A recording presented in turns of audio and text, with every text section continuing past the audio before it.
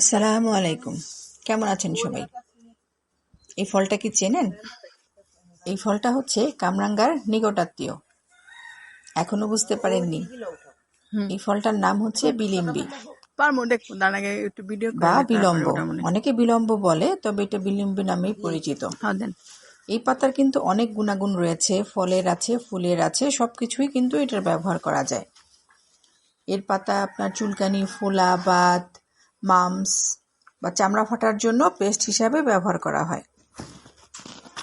বিষধর প্রাণীর কামড় থেকেও এই পাতা ব্যবহার করা হয়। কাঁচা অবস্থায় টক হলেও রান্নার পর এই টক এত টক থাকে না। বিভিন্ন রান্নায় এটা ব্যবহার করা হয়। এছাড়া চাটনি, আচার সেটাও বানানো যায়। কোষ্ঠকাঠিন্য দূর করতে বা হজমে সহায়তা করতে এটা অনেক উপকারী।